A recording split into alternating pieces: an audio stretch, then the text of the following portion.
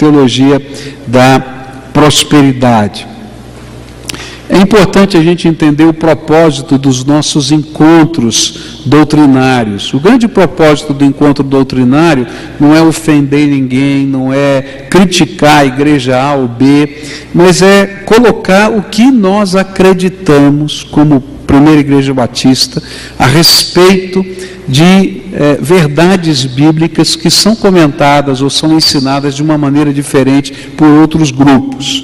Então, respeitamos as pessoas, não estamos aqui falando de A ou B, ainda que a gente vai citar nomes dos fundadores desse movimento, mas a gente está preocupado em colocar aquilo que a gente crê do ponto de vista da palavra de Deus.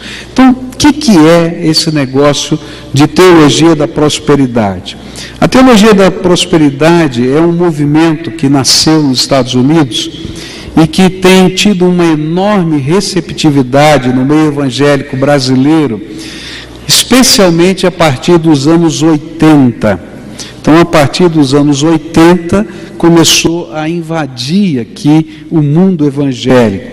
Ela é conhecida por vários nomes: teologia da prosperidade, confissão positiva, palavra da fé, movimento de fé, evangelho de saúde e prosperidade. Esses são os nomes que são usados. E a ideia básica, as ideias básicas da confissão positiva não surgiram essencialmente naquilo que a gente chama de pentecostalismo tradicional ou histórico, tá? Porque a gente tem o neopentecostalismo e tem o pentecostalismo histórico. Então, ele não faz parte das doutrinas do pentecostalismo histórico. Vamos dizer assim, quem são os representantes do pentecostalismo histórico no Brasil? O maior representante do pentecostalismo histórico no Brasil é a Assembleia de Deus. Então, eu estou dizendo que a Assembleia de Deus e a outras denominações pentecostais de Deus e etc., que fazem parte do pentecostalismo histórico, não concordam com esse ensinamento. Ela vai fazer parte daquilo que a gente chama dos neopentecostais, que vão surgir a partir dos anos 80 aqui no Brasil. Mas essa ideia, no início do século XX, final do século XIX, começo do século XX, a gente vai encontrar, especialmente nos Estados Unidos, num estado chamado Nova Inglaterra, os primeiros adeptos desse tipo de pensamento falando a respeito disso. Apesar de ser considerado no mundo hoje, está ruim o som aqui, está dando uma estática aqui forte. Apesar de ser considerado o maior divulgador, Kenneth Hagin, e muitos dos livros dele são traduzidos para o português, acho que a grande maioria dos livros deles são traduzidos para o português, e ele é o grande divulgador da teologia da prosperidade. Ele não foi o fundador desse pensamento. E pesquisas vão mostrar que as ideias de Kenneth Hagin foram importadas, trazidas de um outro homem chamado William Kenyon, que vai nascer em 1867 e vai falecer em 1948. Esse homem, ele teve uma influência muito grande de um pensamento que é muito comum hoje. Você já deve ter visto aí alguma coisa sobre aquele movimento O Segredo, né? O Segredo do Universo, né? Que você fala determinadas palavras de ordem e essas palavras o universo é obrigado a cumprir essas palavras de ordem e transformar isso em bênção para você. Esse pensamento vai nascer nessa época, não é? E vai influenciar Kenyon, e ele influencia outras pessoas. E influenciado por esse movimento de Kenyon vai estar o Kenneth Hagin, vai estar também a fundadora da chamada ciência cristã, que não acredita na existência de doença, mas acredita no poder da mente para curar as doenças, e a fundadora foi Mary Baker Eddy. E é importante a gente dizer isso para você entender alguma coisa que está por trás dessa teologia, tá? Porque uma das vertentes dessa teologia é afirmar que você tem que determinar, não é, para Deus, para o diabo, para quem quer que seja, a cura. Você tem que determinar a bênção, você tem que determinar, porque essa sua palavra é poderosa, e essa determinação é poderosa. E aí você vai encontrar os mesmos correlatos nesse outro movimento chamado segredo, nesse outro movimento que nasceram da mesma influência desses mesmos homens que estavam aqui por trás. Bom, quando a gente tem essa ideia, a gente vai descobrir o seguinte: o que essas ideias chamadas metafísicas ensinavam e que influenciaram Kenyon e Hagin? Elas ensinavam que a verdadeira realidade está além do âmbito físico, ela está no domínio espiritual. E a esfera do espírito não só é superior ao mundo físico, mas controla cada um dos seus aspectos. Mais ainda, a mente humana pode controlar a esfera espiritual. E, portanto, o ser humano tem a capacidade inata de controlar o mundo material por meio de sua influência sobre o espiritual, principalmente no que diz respeito à cura de enfermidades. Bom, isso ainda não é o pensamento da teologia da prosperidade, mas de onde ele nasceu, porque Kenneth Hagin e outros foram tremendamente influenciados por esse tipo de pensamento. Só que ao invés de você olhar para o mundo metafísico, para o universo que tem que devolver essas coisas para você, ou a mente humana que controla o corpo, agora isso vai ser transformado numa maneira espiritual de olhar o nosso relacionamento com Deus e a nossa caminhada com o Senhor. Bom, aí surge então Kenneth Hagin. Ele nasceu em 1917, vai morrer em 2003.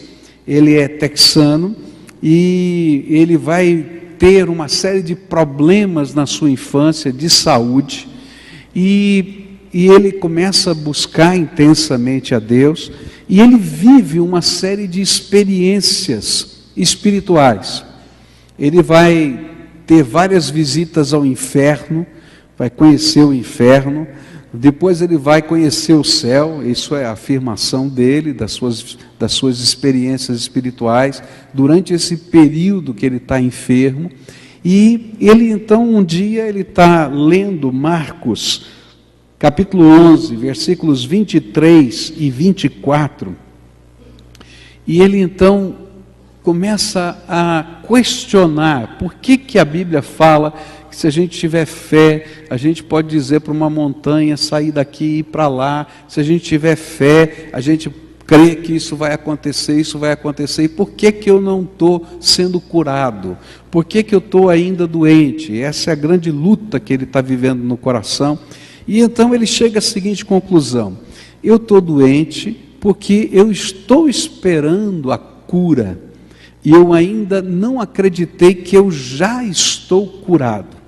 E então ele começa a negar a doença e a dizer: eu já estou curado, eu já estou curado. E ele vive uma cura milagrosa.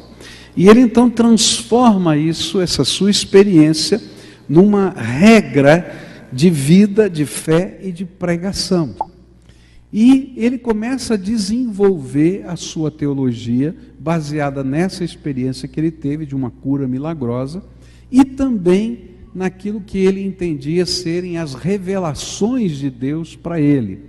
Então, a teologia da prosperidade, ela não nasce primeiramente da Bíblia para depois definir a nossa vida, mas ela nasce da experiência e das visões que Kenneth Hagin vai desenvolvendo, e ele então trabalha os textos de prova. Há um livro dele que ele fala sobre as visões, eu creio em visões, em que ele está conversando com Jesus numa visão e diz assim: olha, as pessoas não vão acreditar no que o senhor está falando para mim, né? Porque eu preciso pelo menos de 3 versículos de prova, né? E aí ele diz assim: eu estou tendo dificuldade de achar esses 3 versículos de prova para dizer que isso é uma teologia, né?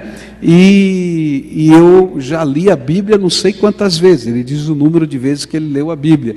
E o Senhor diz para ele na sua visão: então eu vou te dar 4, né? E aí então ele começa a desenvolver a sua teologia com 3 ou 4 versículos de prova, à luz dessa revelação que ele tem, e ele vai ensinar essa teologia. Esses textos depois na apostila que você pode conseguir, e eu vou ver com o Albert como é que a gente pode colocar isso aqui para download, para o pessoal ter, tem os livros que você pode consultar mais a respeito desse assunto. Bom, Kenneth Hagin vai passar por várias denominações evangélicas.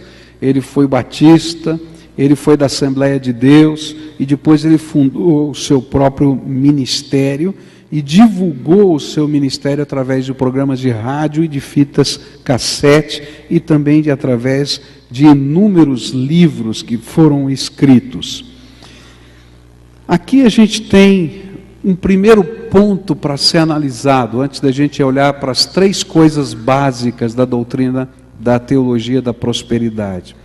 A primeira coisa básica é que nenhuma doutrina, isso vale para todos nós, tá? Ela pode ser construída em cima de uma visão, em cima de uma revelação. Ela não pode ser construída em cima de uma experiência pessoal. Ela precisa ser construída em cima da Bíblia, a palavra de Deus. E essa é uma das grandes vitórias da reforma, chamada reforma protestante, que colocou um ensino só a Bíblia. Tudo que a gente crê tem que ser confirmado na Bíblia, tem que ser firmado na Bíblia. Não importa se é o pastor Pascoal, ou se quem seja, pastor A ou B, a gente tem que ver se a Bíblia ensina isso. Porque a única regra de fé e prática para um cristão é a palavra de Deus, que pode ser objetivamente estudada. Eu posso ter experiências tremendas com Deus, eu não estou negando a existência de experiências tremendas com Deus, mas eu quero dizer que uma experiência tremenda com Deus não pode servir de regra de fé e prática. Ela precisa ser analisada e julgada através da palavra de Deus. E é por isso que a Bíblia ensina que se a gente escuta um profeta, a gente tem que julgar essa profecia à luz da palavra de Deus. É o mesmo texto que fala para a gente não desprezar as profecias, fala que a gente tem que julgar as profecias à luz da palavra de Deus. Muito bem, quais são então as 3 principais? Por uma questão didática, eu escolhi 3 pontos principais da teologia da prosperidade para a gente conversar. Não dá tempo para a gente falar tudo sobre a teologia da prosperidade. Vou indicar vários livros depois que você pode ler mais a respeito disso. Mas vou pegar 3 áreas principais. A primeira delas com relação à saúde. O que eles falam a respeito de doença, saúde na vida do crente. A segunda, a questão de grana, de dinheiro na vida do crente. E a terceira, a maneira de orar.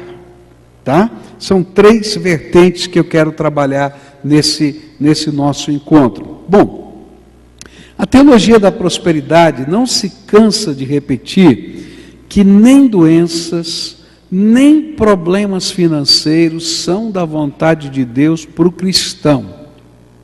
E que não é necessário que um crente enfrente qualquer tipo de enfermidade durante a sua vida. Se você é um crente fiel, se você está vivendo a fé, se você não abriu brecha, estou usando a linguagem, para Satanás na tua vida, tá? Se você crê nos direitos que Deus te concedeu, e então você não vai ficar doente, nem com dor de cabeça. Estou falando sério, esse é o ensino. Há alguns pregadores que dizem exatamente isso: não tomo remédio, não fico doente, não tenho nada disso, porque eu tenho a bênção que Deus me deu da saúde. De onde vem essa ideia? Eles fazem uma interpretação desse texto da Bíblia, que é Isaías 53, versículos 4 e 5. A Bíblia diz assim: verdadeiramente Ele tomou sobre si as nossas enfermidades e carregou com as nossas dores, e nós o reputávamos por aflito, ferido de Deus e oprimido.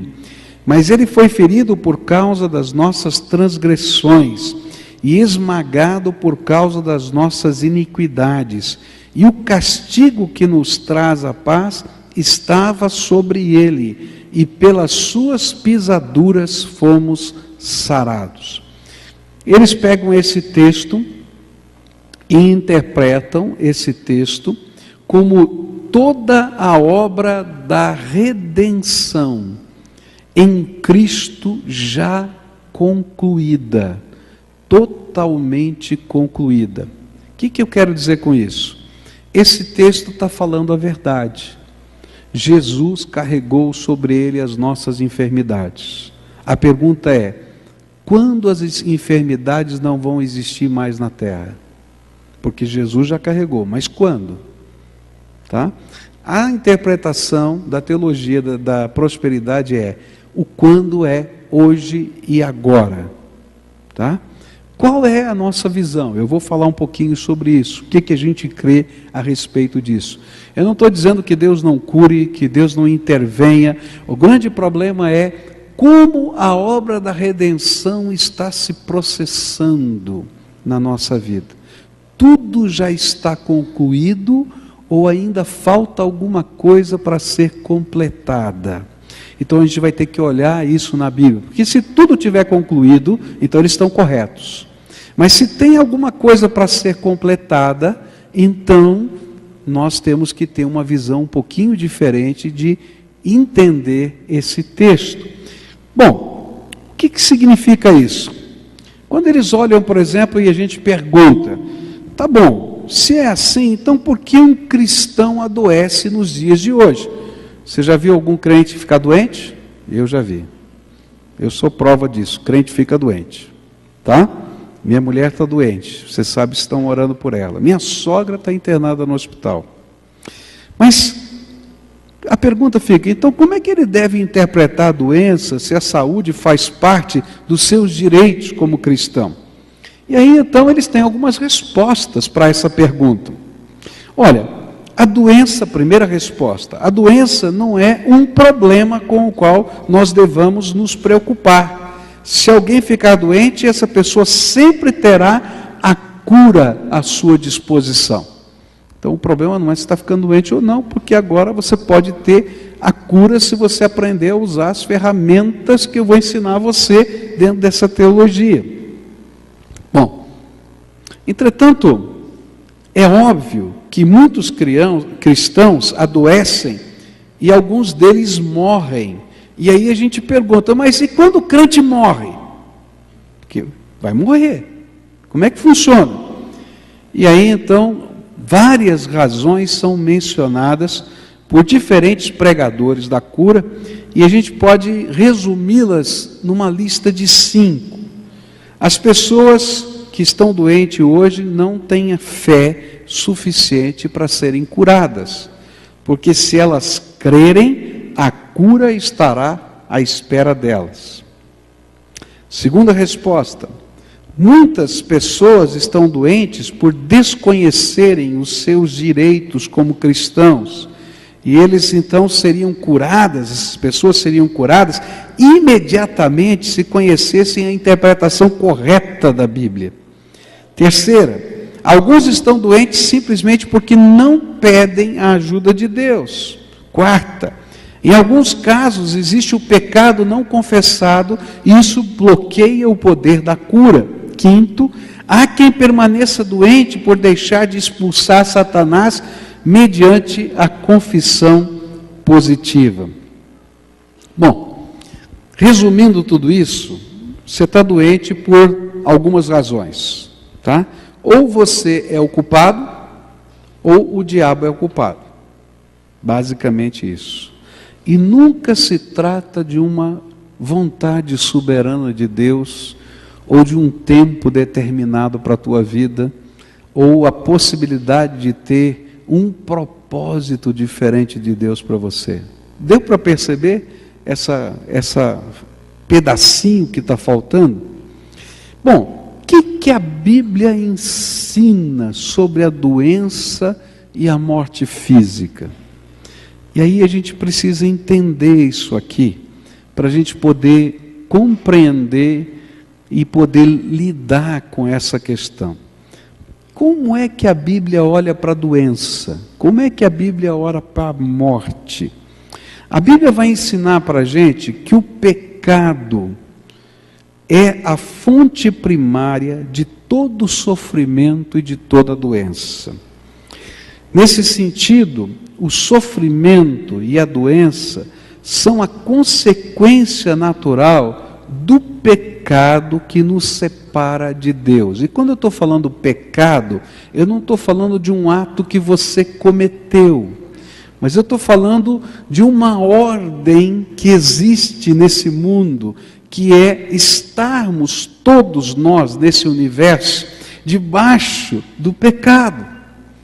O pecado afetou a vida humana, o pecado afetou a sociedade, o pecado como um estado nessa humanidade, não individualmente, afetou a natureza.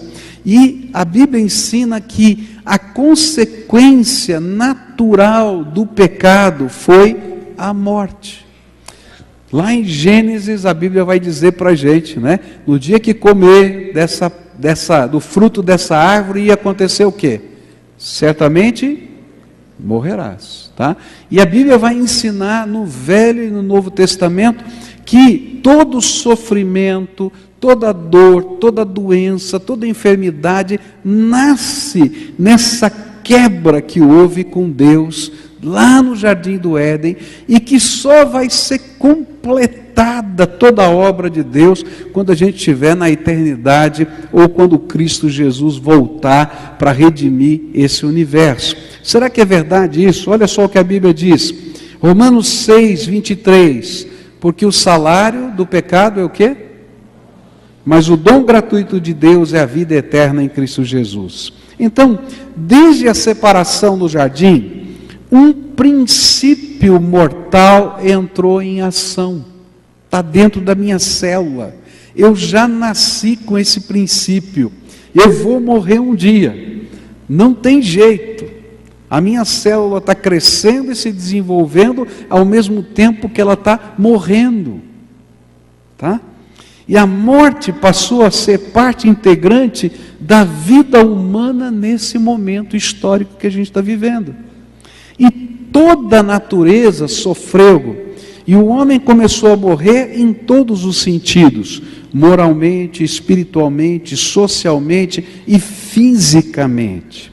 Nesse sentido, a doença é uma das expressões consequentes do pecado como sistema operante no mundo, e torna-se o próprio homem um agente e uma vítima dessa questão.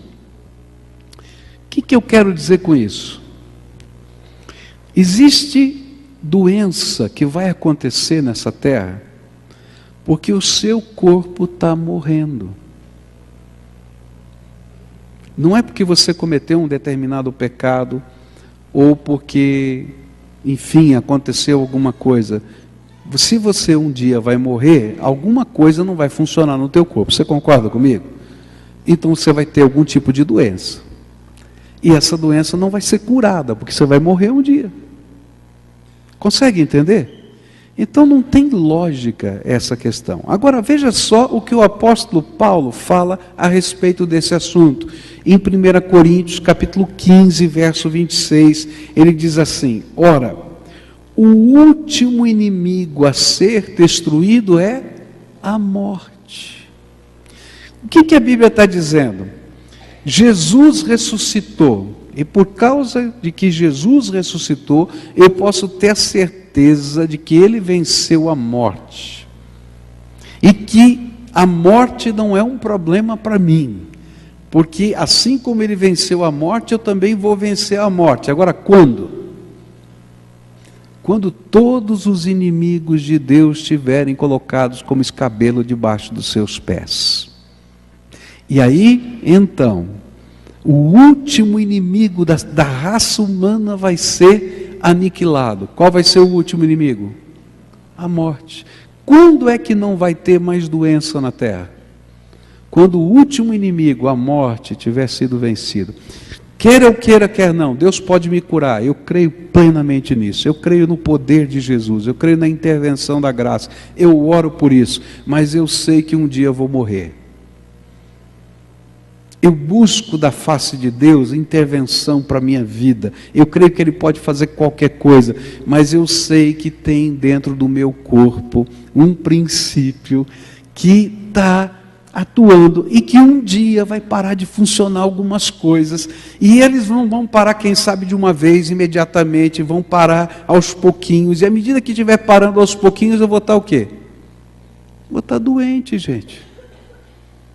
Está claro isso? Tá?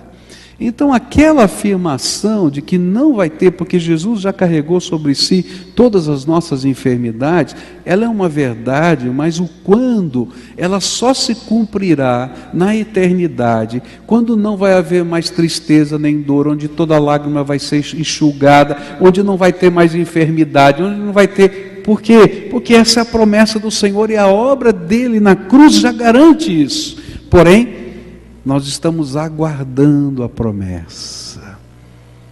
Deu para entender isso aqui? Tá? Bom, que mais? Quando a gente olha para a palavra de Deus, a gente vai descobrir que existem outras causas de doença. Existe aquilo que a Bíblia vai falar para a gente, não é? Com relação a determinados pecados que fazem parte da minha vida e da minha história, tá certo? E que eles geram um mal específico. E aí a Bíblia vai sempre perguntar, quem é que foi o culpado desse negócio aqui, né? Mas a gente vai descobrir que Jesus entendia que havia algumas enfermidades que estavam relacionadas diretamente a determinadas ações da nossa vida. Não são todas as doenças, algumas doenças. Está entendendo? Todas as doenças, elas estão de alguma maneira ligadas com o pecado. Todas as doenças estão alguma vez ligadas com a minha possibilidade de morrer. Porém, algumas estão ligadas a alguns atos específicos da minha vida. Por exemplo, João 5, verso 14, lá no tanque de Betesda, Jesus vai dizer para aquele paralítico, depois Jesus o encontrou no templo e disse-lhe, olha, já estás curado, não peques mais, para que não te suceda coisa pior. Jesus, de alguma maneira, sabia de alguma coisa que não está na Bíblia, tá? E que aquele homem sabia que tinha a ver com aquela situação, por alguma razão, sei lá.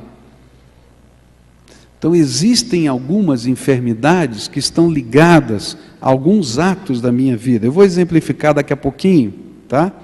Mateus capítulo 9, verso 2, paralítico de Cafarnaum, e diz assim a Bíblia, eis que lhe trouxeram um paralítico deitado num leito, e Jesus, pois vendo-lhes a fé, disse ao paralítico, tem ânimo, filho, perdoados são os teus pecados.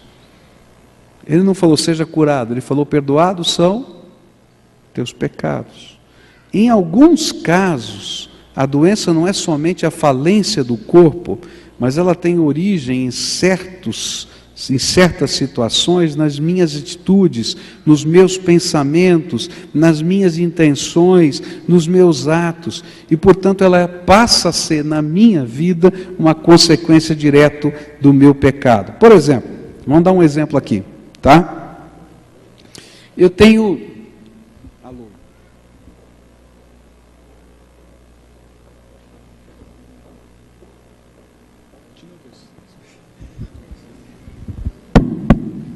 Está irritando esse negócio aí. Bom, eu tenho duas maneiras, por exemplo, de olhar, por exemplo, para a AIDS, tá? Se eu adquirir AIDS por causa de ter vivido uma vida dissoluta, com muitos parceiros sexuais, sem olhar para isso, tal, etc., essa AIDS, ela está vindo sobre a minha vida como uma consequência direta das minhas ações. Você concorda? Agora, se eu contrair AIDS fazendo uma transfusão de sangue, não tem nada a ver com isso, tá? Então não é uma culpa direta do meu pecado, mas tem a ver com esse mal institucional que está gerando morte na terra. Mas tem algumas vezes que eu faço determinadas coisas que vêm sobre a minha própria vida como consequência dos meus atos e das minhas decisões. Está claro isso? Então eu não posso dizer, você é culpado de toda doença que está aí porque você tem um pecado na tua vida, tá? Agora, talvez você saiba de alguma coisa que eu não sei e diga assim, olha, puxa vida, Senhor, me perdoa porque eu fiz bobagem. Está entendendo?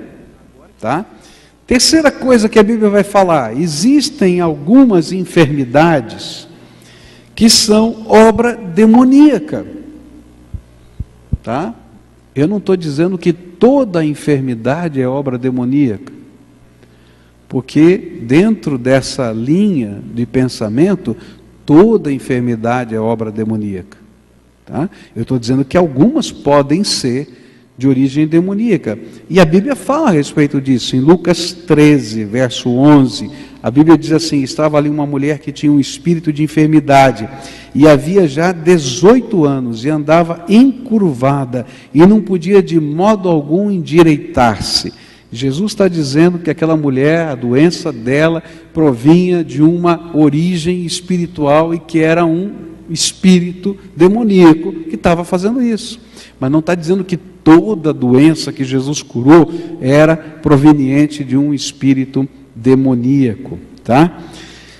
E a Bíblia vai ensinar para a gente que o homem sem Jesus, sem o selo do Espírito Santo, afastado, portanto, de Deus, está suscetível à ação demoníaca, até com enfermidades.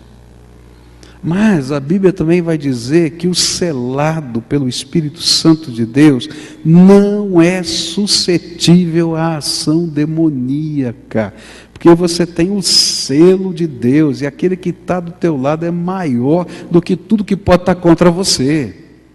E a Bíblia é muito clara em falar isso. Em Lucas 10, por exemplo, tem vários textos, eu escolhi 2 só, 17 a 20, diz assim, voltaram depois os 70 com alegria, dizendo, Senhor, em teu nome até os demônios se nos submetem.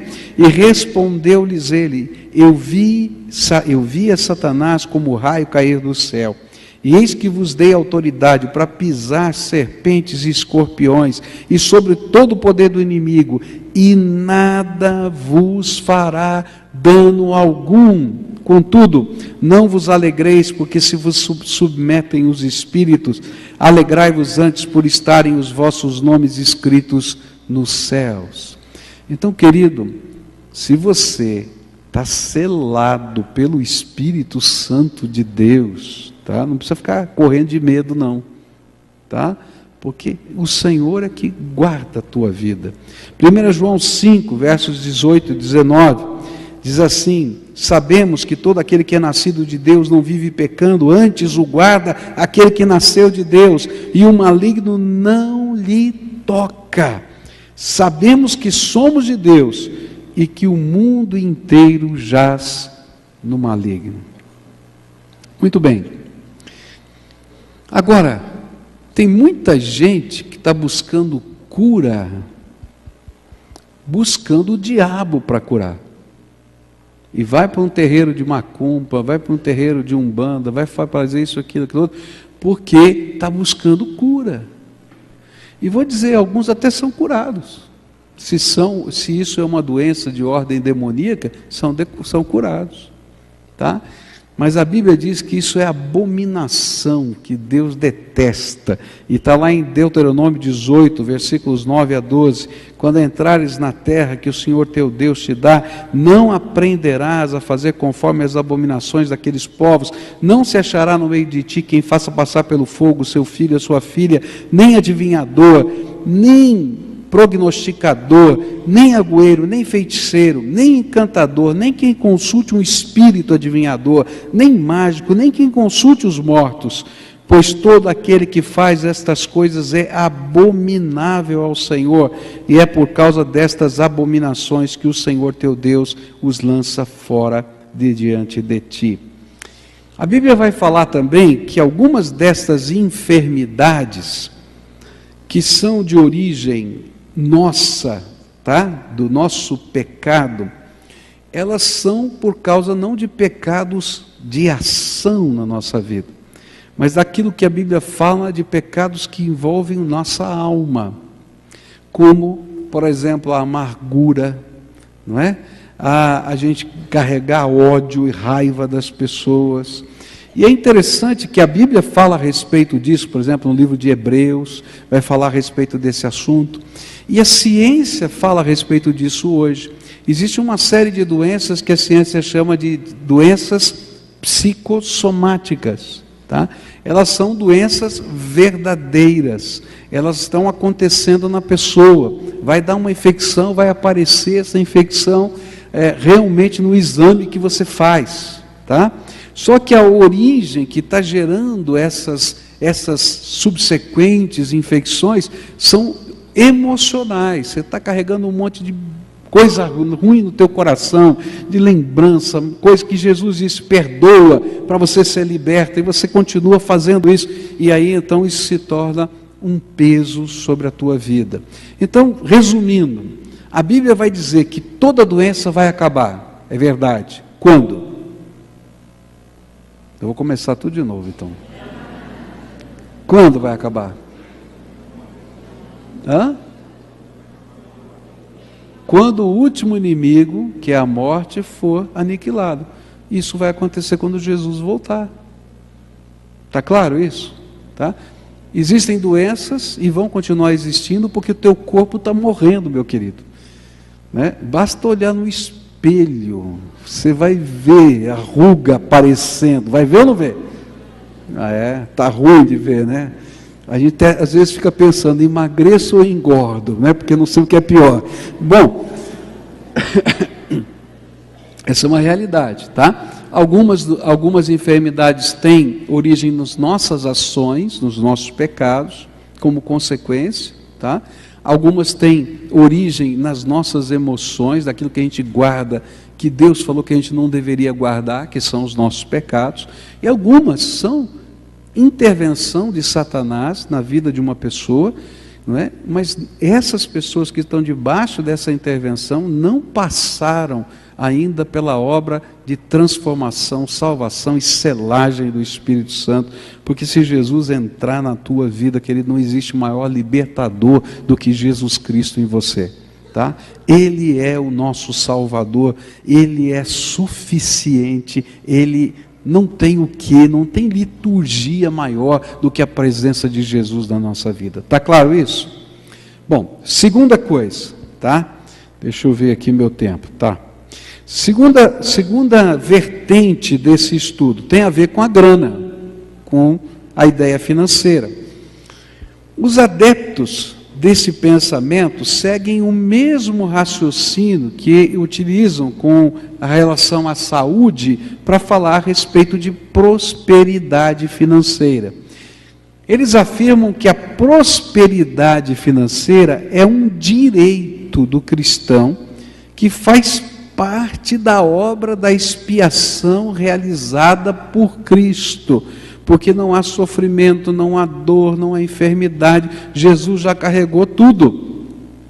Bom, e assim como o cristão tem direito à saúde, ele tem direito de ser próspero. Poxa vida, a pobreza ou as dificuldades financeiras de qualquer espécie nunca representam a vontade de Deus para o fiel. Creem também que um pastor que não ensina essa verdade, ele está cometendo pecado contra a sua congregação. Qual é a base teológica deles? Os 2, 3, 4 versículos, lembra? Filipenses 4,19 é a base teológica do movimento. Diz assim: meu Deus suprirá todas as vossas necessidades, segundo as suas riquezas na glória em Cristo Jesus. É interessante que eles pegam esse versículo e retiram do contexto, tá? Porque esse versículo, ele começa lá no versículo 9, o contexto dele, onde ele vai dizer assim: eu já aprendi a viver bem em toda e qualquer situação. Já passei fome e já tive abundância. Posso todas as coisas naquele que me fortalece. Ora, então o apóstolo Paulo estava mal na fita aí, né? Não é verdade? Porque ele passou fome. E ele estava recebendo uma oferta num momento de grande dificuldade, era suprimento de Deus. Mas ele tinha passado fome. Está entendendo? Tem alguma coisa errada aqui. Outro texto que eles usam como prova, 3 João 2, diz assim: caríssimo, desejo que em tudo prosperes, e que a tua saúde corporal seja tão boa como a da tua alma. Eles dizem que isso aqui é promessa de que você vai ser próspero e cheio de saúde. Bom, o argumento é assim: se você é filho do rei, você tem direito a determinados privilégios. E por isso, você é o filho do rei, você tem a prosperidade do rei.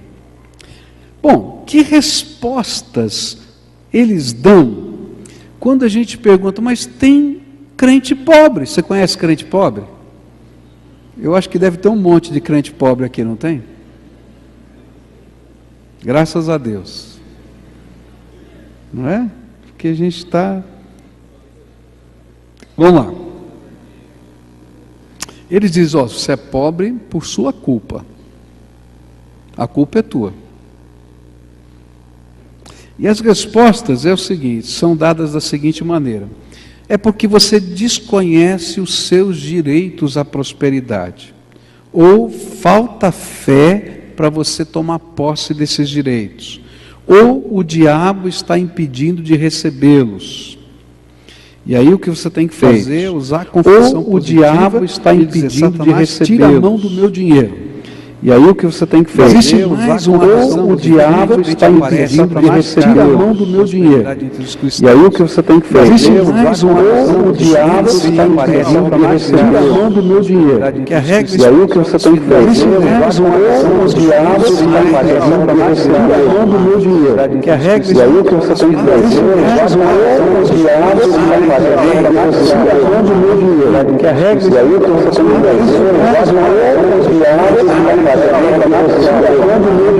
está irmãos, ou mãe, ou pai, ou filhos, ou campos, por amor de mim e por amor do Evangelho, que não receba já no presente o cêntuplo de casas, irmãos, irmãs, mães, filhos e campos, com perseguições, e no mundo por vir a vida eterna.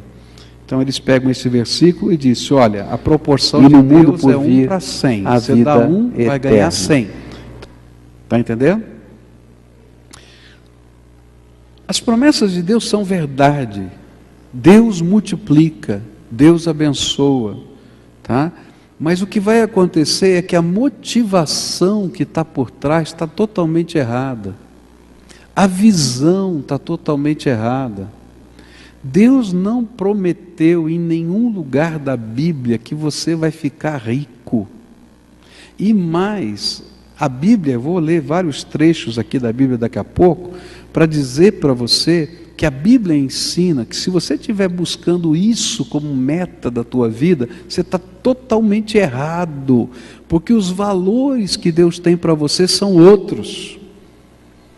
Grana não é o problema de Deus, e nem é a meta de Deus para você, tem coisas maiores, e aí é que está a sutileza do negócio, não é?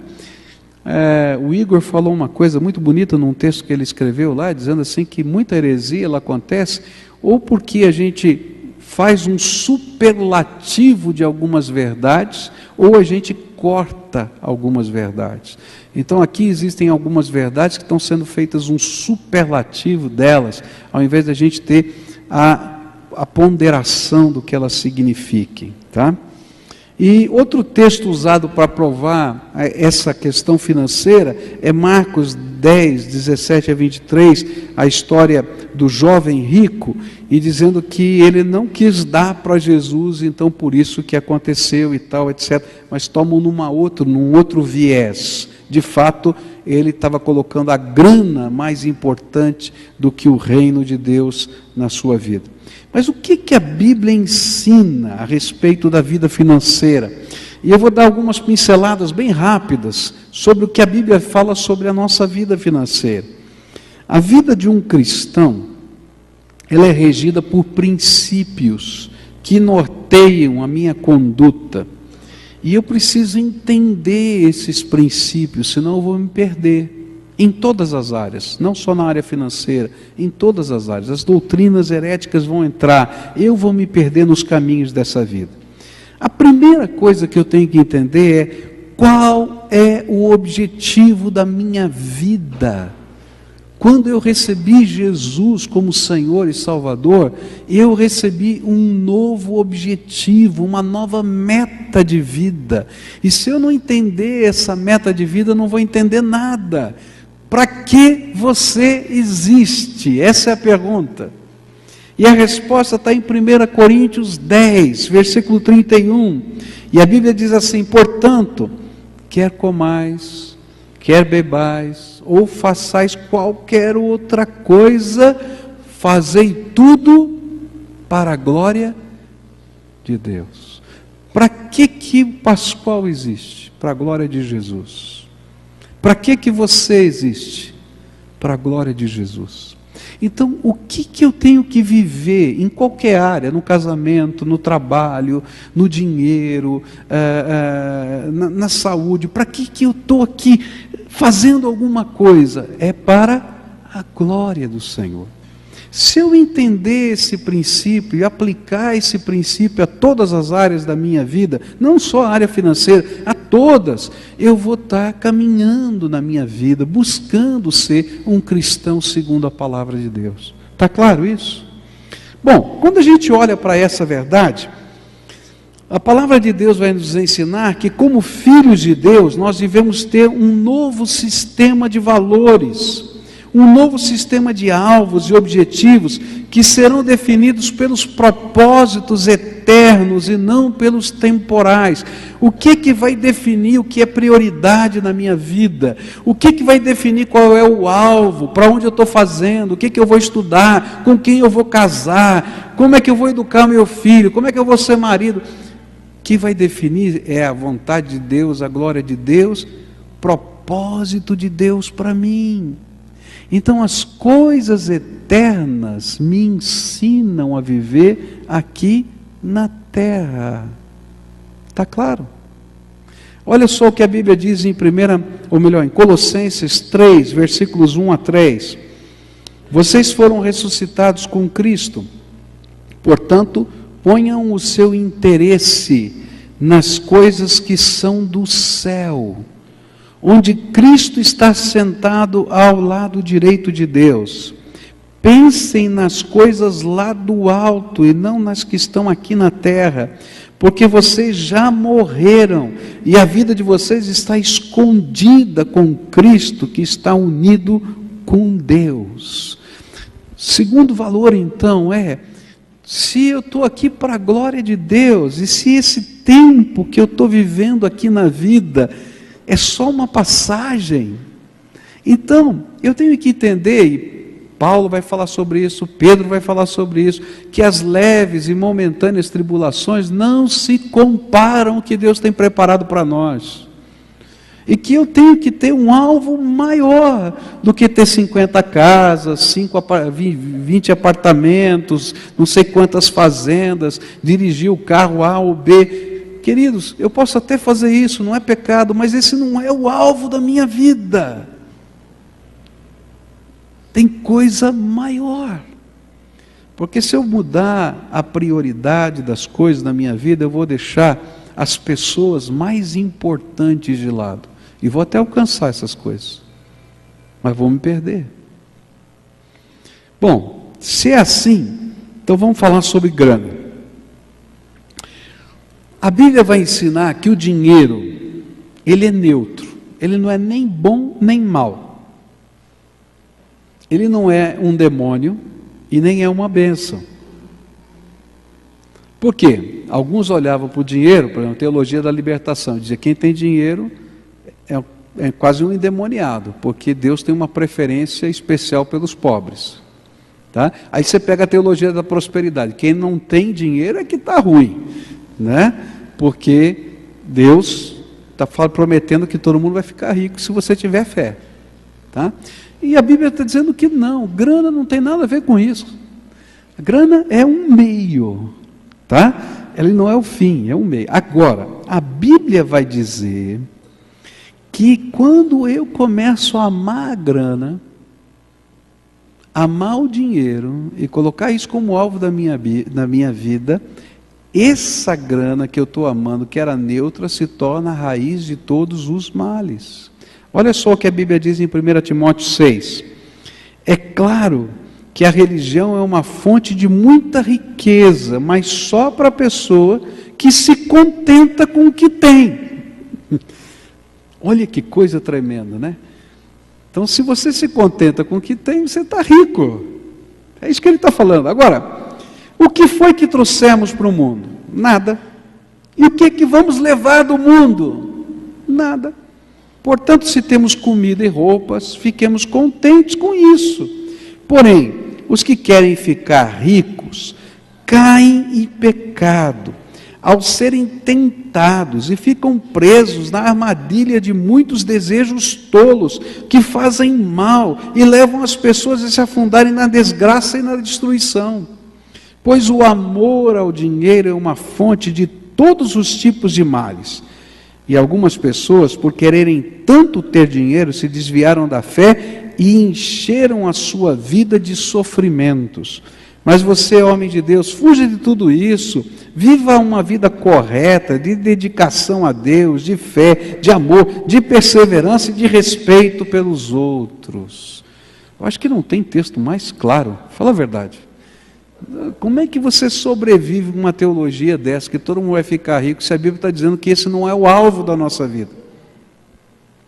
O ensino bíblico é de não colocar o nosso coração no dinheiro ou em coisas materiais, mas colocar o nosso coração no propósito que Deus tem para a nossa vida, quando eu tenho ou quando não tenho dinheiro. Porque se Deus é o alvo da minha vida e você tem dinheiro, ele falar, dá tudo, você vai dar. Agora, se ele falar, faça isso, você vai fazer. Tendo ou não tendo, dá para entender? Porque o alvo é outro, o alvo é o Senhor na minha vida. E eu estou buscando a glória de Deus e viver para Ele. E eu estou trabalhando para isso, para que a minha vida seja para a glória de Deus. A Bíblia vai falar a respeito disso. Provérbios 23, versículos 4 e 5, diz assim: não se mate de trabalhar tentando ficar rico. Nem pense demais nisso, pois o seu dinheiro pode sumir de repente, como se tivesse criado asas e voado para longe como uma águia. Querido, se o teu foco estiver nisso, Deus vai empurrar para você não ter nada. Porque você está construindo um deusinho dentro de você. Provérbios 28, verso 22 diz assim: o ganancioso tem tanta pressa de ficar rico, que nem percebe que a pobreza está chegando. Mateus 6, Jesus vai dizer: não juntem riquezas aqui na terra, onde as traças e a ferrugem destrói, e onde os ladrões arrombam e roubam. Pelo contrário, ajuntem riquezas no céu, onde as traças e a ferrugem não podem destruí-las, e os ladrões não podem arrombar e roubá-las, pois onde estiverem as suas riquezas, aí estará o coração de vocês. Hebreus 13, versículos 5 e 6 diz assim: não se deixem dominar pelo amor ao dinheiro e fiquem satisfeitos com o que vocês têm, pois Deus disse: eu nunca os deixarei e jamais os abandonarei. Portanto, sejamos corajosos e afirmemos: o Senhor é quem me ajuda e eu não tenho medo. Que mal pode alguém me fazer? Olha, quando eu leio a Bíblia, é tão diferente dessa teologia, fala a verdade. Os valores são outros. Tem muitos outros textos, a gente não tem tempo de olhar aqui. Agora, é importante que a gente entenda quem é o dono de todas as coisas, no céu, na terra, debaixo da terra, inclusive do dinheiro. Quem é o dono? Deus. E aí eu começo a entender a doutrina bíblica sobre essa questão. A Bíblia vai ensinar em Ageu 2, verso 8, toda a prata e todo o ouro do mundo são meus. Deus é dono de tudo por criação. Até o sopro da vida que está em você, Ele te emprestou. Você não é dono de nada. Salmo 24 diz assim: ao Senhor Deus pertencem o mundo e tudo que nele existe, a terra e todos os seres vivos que nela vivem são dele. Deuteronômio 18 diz assim: lembrem do Senhor nosso Deus, pois é Ele quem lhes dá força para poderem conseguir riquezas. Vocês estão vendo que assim Ele está cumprindo a aliança feita por meio do juramento com os nossos antepassados. Tudo vem dele, até o que você acha que está no banco, no seu nome, vem dele. Por isso é que a Bíblia vai ensinar uma doutrina, que é a doutrina do dízimo. Por que existe a doutrina do dízimo na Bíblia?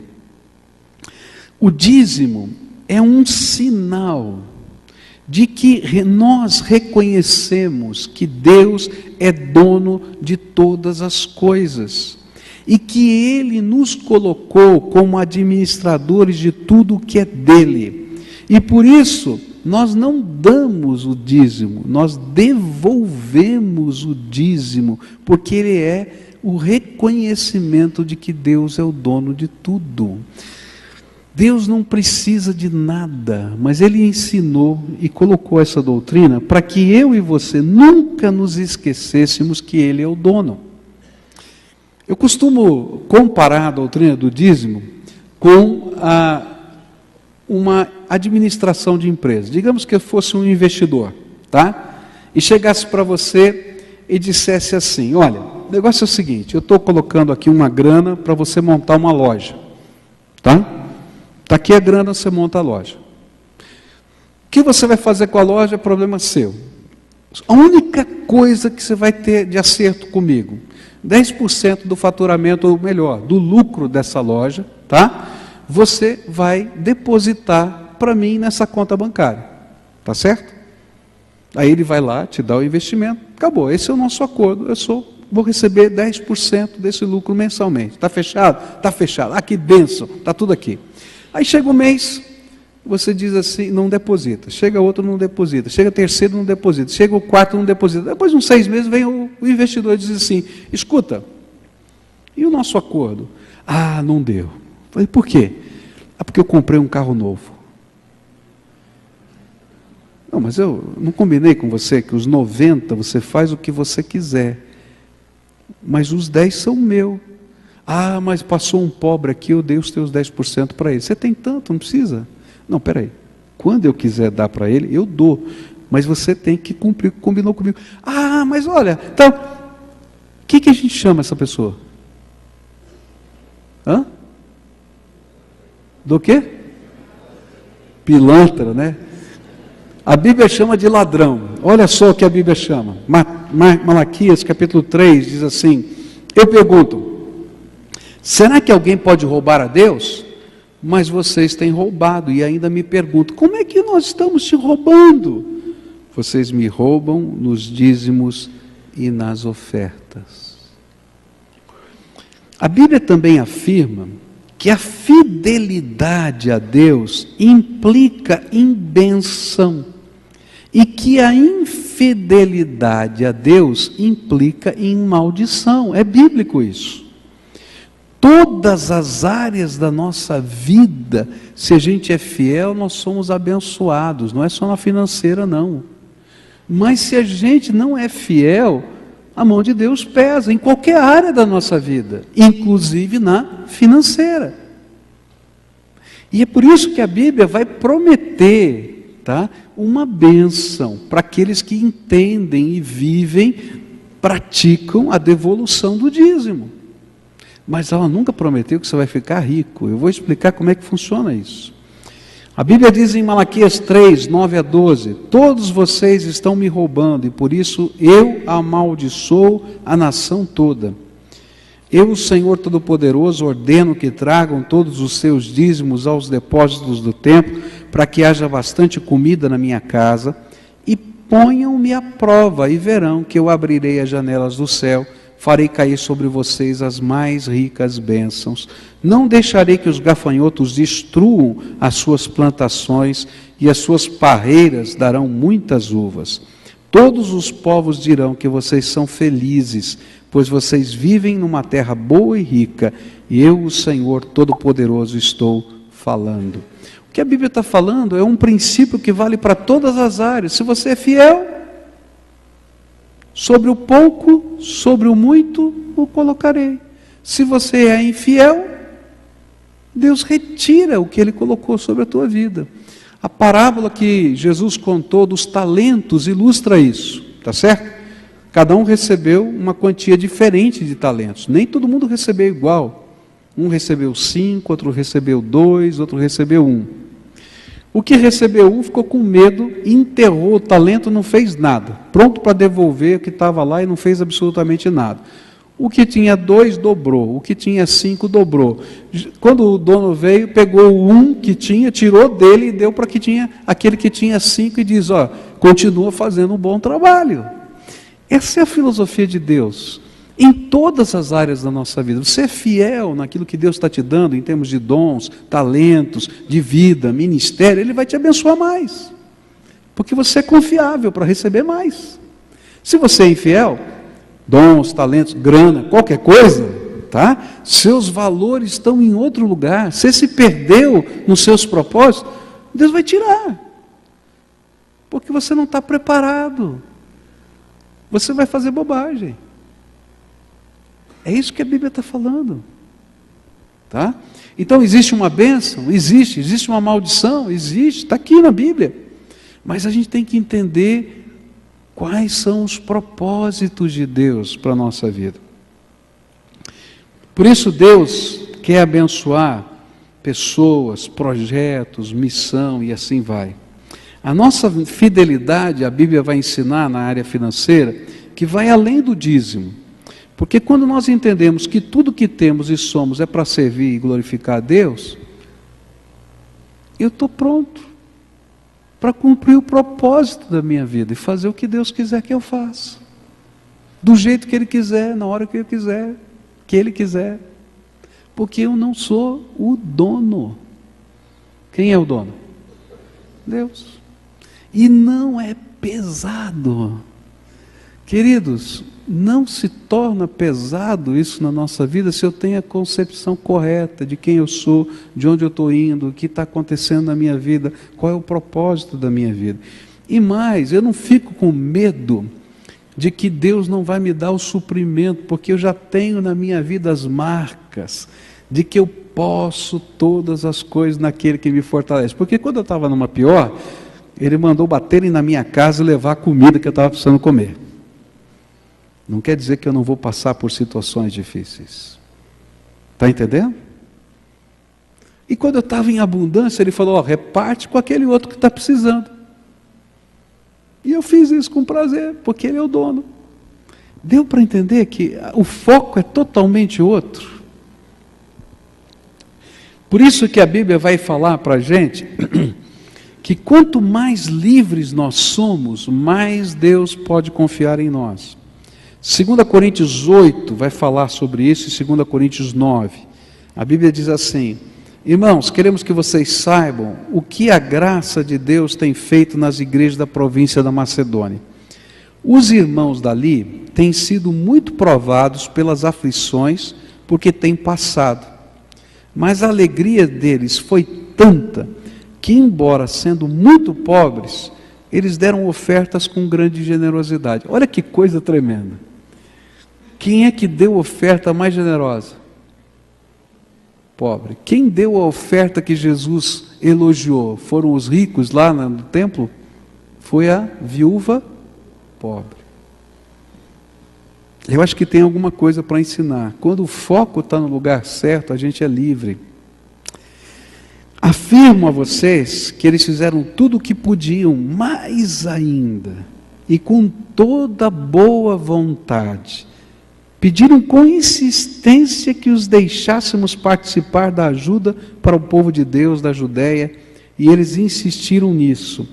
E fizeram muito mais do que esperávamos. Primeiro eles deram a si mesmos ao Senhor, e depois, pela vontade de Deus, eles se deram a nós também. Queridos, esse aqui é o versículo chave. Eles se deram primeiro a quem? Para Deus. Eles não são mais donos deles mesmos, eles estão aqui para servir ao Senhor. Mudou o foco. 2 Coríntios 9. Mas digo isso, aquele que semeia pouco, pouco também ceifará. E aquele que semeia em abundância também ceifará. Paulo está usando a ilustração do terreno. Tá? Imagina que você tem um grande terreno, você pode fazer uma grande plantação. Mas você, ao invés de semear para cobrir todo o terreno, você só planta num pedacinho. Você vai ter a colheita relativa à produtividade daquele pedacinho. E aí Paulo então aplica. Cada um contribua segundo propôs no seu coração. Opa, segundo o quê? Propôs no seu coração. Ele está falando das ofertas, porque o dízimo ele já falou que quando eu não devolvo, sou ladrão. Então faz como está no teu coração. O problema é seu. Não com tristeza, nem por constrangimento, porque Deus ama a quem dá com alegria, que é livre, não está preocupado. E Deus é poderoso para fazer abundar em vós toda a graça, a fim de que, tendo sempre em tudo toda suficiência, abundeis em toda boa obra. Isso aqui é forte. Deus está prometendo que todo mundo vai ficar rico? Ele está prometendo que Ele vai abençoar com toda a suficiência. Não importa como venha, vai vir. Conforme está escrito, espalhou, deu aos pobres e a sua justiça permanece para sempre. Ora, aquele que dá a semente ao que semeia, o pão para comer, também dará e multiplicará a vossa sementeira e aumentará os frutos da vossa justiça. Enquanto em tudo enriqueceis para toda liberalidade.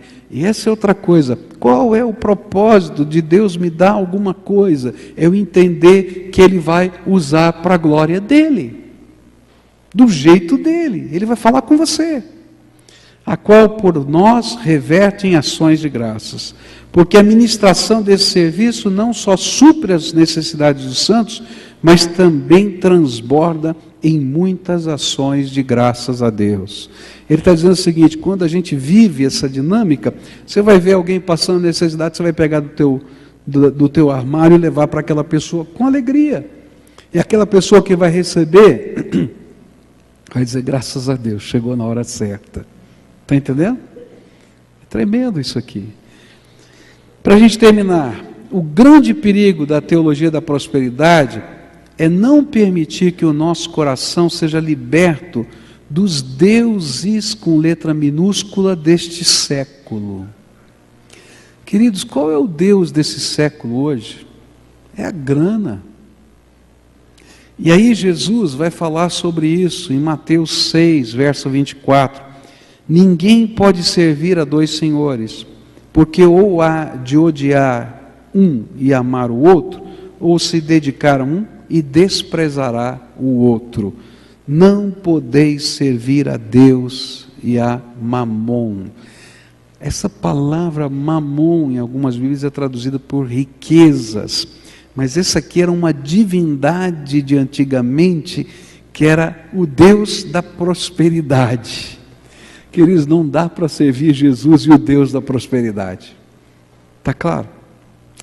Bom, tem um terceiro aspecto que é a confissão positiva, mas o meu tempo acabou porque eu queria abrir para perguntas e respostas.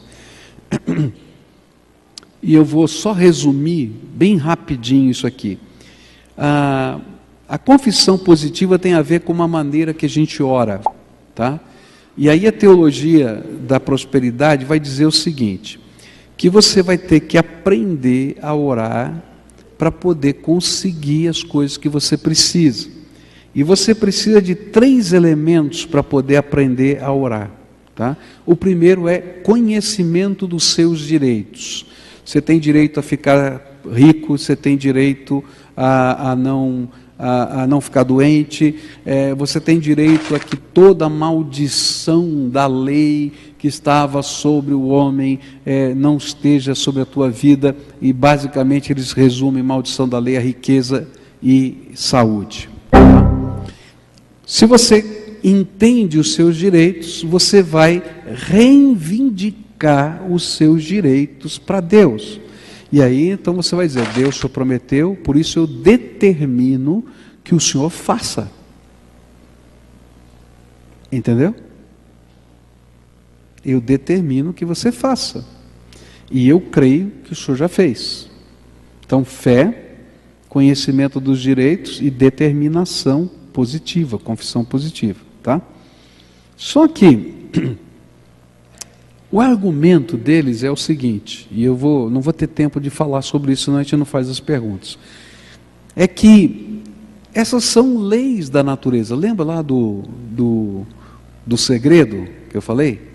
Essas são leis da natureza. E que você pode usar as leis da natureza, e ele usa num dos livros que eu cito ali, manipular as leis da natureza da mesma maneira que o homem manipula, tá, as leis da aerodinâmica para vencer a lei da gravidade. O que ele está dizendo? Se você tem o conhecimento, a fé, e você aprende a fazer isso, você controla Deus. Está entendendo? Eu vou, na apostila você vai ler, eu vou dizer assim, um dos processos da religiosidade humana é a chamada magia. O que é magia? Eu vou aprender as leis do universo, da natureza, da ciência, da espiritualidade e vou manipulá-las para conseguir o que eu quero. Então, a teologia da prosperidade, ela se baseia em valores e princípios da religiosidade mágica, em que eu vou aprender a maneira de manipular Deus e Deus vai ser obrigado a fazer o que eu quero e não o que Ele quer. E por isso que você vai arrumar uma encrenca falando com um desses líderes da teologia da prosperidade se você falar em vontade de Deus.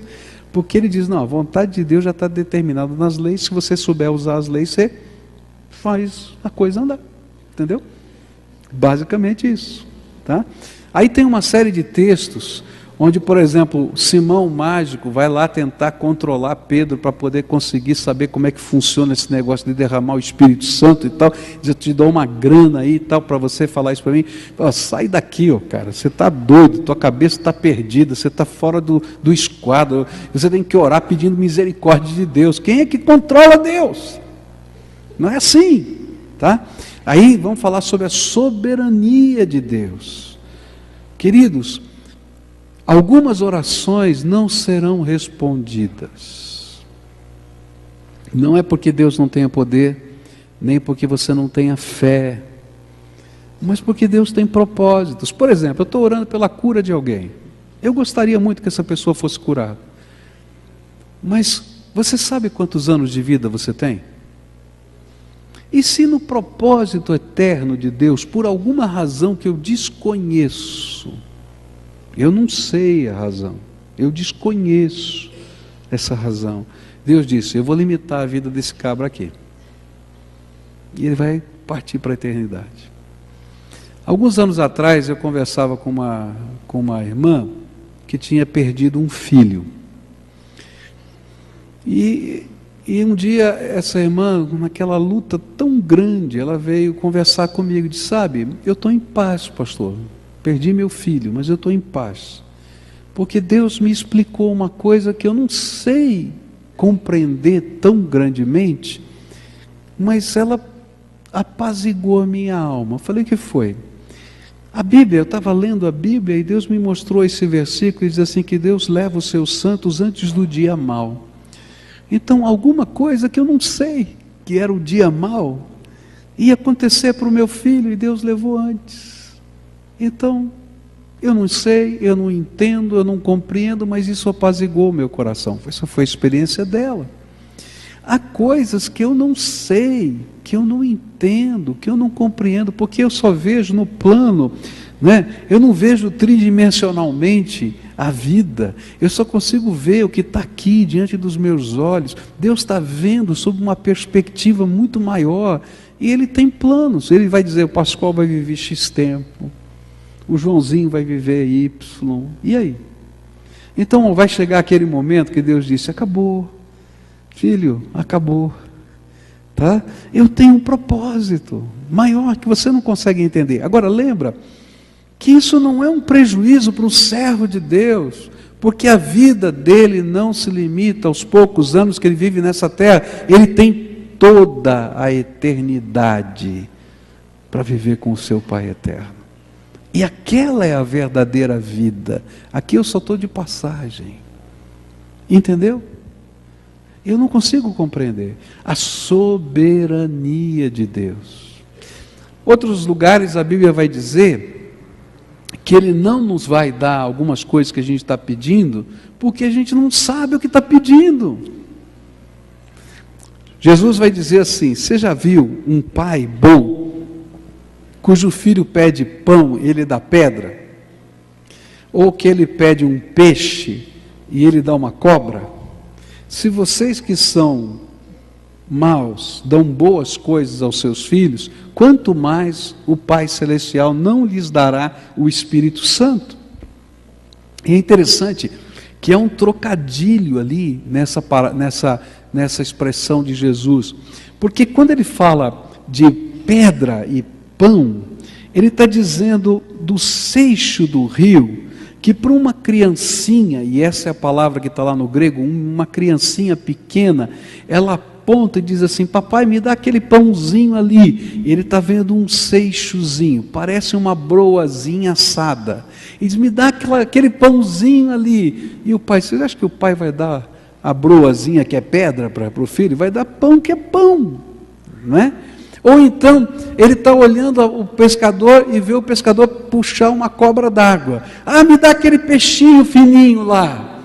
Não vai dar aquele peixinho fininho, ele vai dar um peixe de verdade. Então, se Deus é bom, tá?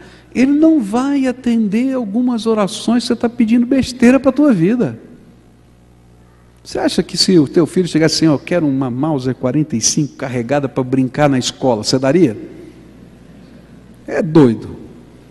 Mas tem gente orando orações assim. E tem muita gente preocupada, pedir coisas erradas na oração. E agora estou vivendo essa desgraça. Deus não vai dar essa desgraça para você, graças a Deus. Está entendendo? Deu para compreender? A Bíblia vai dizer que algumas orações não serão atendidas porque nós pedimos mal. Tiago vai falar sobre isso. Porque os nossos valores estão errados. Então, as 3 premissas da teologia da prosperidade, básicas, tem outras, bênção e maldição, etc., que não dá tempo da gente falar aqui, mas essas são as principais. Elas apontam para um foco errado. Qual é o propósito da minha vida? Glorificar a Deus. Amém? Então a gente tem agora alguns minutos. Tenho 20 minutos aqui para perguntas. 9h30 em ponto a gente vai terminar. Esse é o nosso acordo, tá? Porque a gente sabe que muitos deixam seus filhos em casa com alguém para cuidar e etc. Então, se você tem uma pergunta, venha para o microfone e a gente vai tentar responder a sua pergunta. Tá bom, reitor? Tá bom. Pode ser. Duas perguntas, pastor. Pois não. Se a teologia da prosperidade, para ela obter algum sucesso, né, para ela desenvolver, ela consegue ter algum resultado prático, assim, para que o povo vá seguindo ela e vá acreditando nela? Ok. Boa pergunta, tá? Gente, Deus é tão bom. Deus é tão bom que tenho encontrado muita gente que se converteu nos lugares mais estranhos da minha vida. E converteu-se mesmo. Às vezes foram com o propósito errado, foram buscar alguma coisa que não era essencialmente verdadeira, mas Deus usou aquele momento para falar o coração, começaram a estudar a Bíblia e começaram a ser trabalhados pelo Espírito Santo para perceber coisas maiores da graça de Deus na vida delas. Eu creio que Deus tem feito coisas muito boas, tá? Ele tem trabalhado na vida de muita gente, tem curado, tem abençoado financeiramente, mas em algum momento da vida dessas pessoas, eles vão perceber a incoerência dessa doutrina. Entende? Porque, querido, se Deus me curar hoje, essa é uma coisa que a gente tem que entender. Deus vai me curar talvez hoje, tá? Mas amanhã eu vou ter outro tipo de doença. E talvez naquela lá Ele não me cure, para até me ensinar o processo de entender que Ele vai ser meu Deus em qualquer circunstância da vida, no bem, no mal, no dia difícil, no dia ruim, no bom. Ele continua sendo meu Deus e Ele tem motivos e eu vou louvar o nome dEle. Ele vai me ajudar financeiramente, mas eu talvez tenha que aprender outros valores além desse na minha vida. Então Deus está usando, sim, está havendo conversão, está havendo cura, está havendo coisas assim, mas em algum momento da história dessas pessoas vai haver um momento de discernimento, se estiverem de fato estudando a palavra de Deus. Agora, se não estiverem, esses serão os maiores desiludidos do Evangelho nessa terra. E esse para mim é o grande perigo. Eu disse na abertura do seminário aqui no Paraná esse ano, que esses meninos que estão no seminário hoje vão ser os pastores da geração dos desiludidos com a fé, porque alguns vão cair num grande desespero de alma, porque não vão ver esse tipo de promessa do Evangelho acontecendo na sua vida, porque ela não é a verdade das Escrituras, e vai haver uma grande desilusão da fé. Ok? Tem mais uma? Tem mais uma. Na confissão... Fala mais pertinho. Na confissão positiva, que é na oração, né? Como que Deus permite uma pessoa em oração desafiá-lo ou induzi-lo a alguma coisa, cobrança, tipo de oração? Por que Deus não dá um choque na pessoa?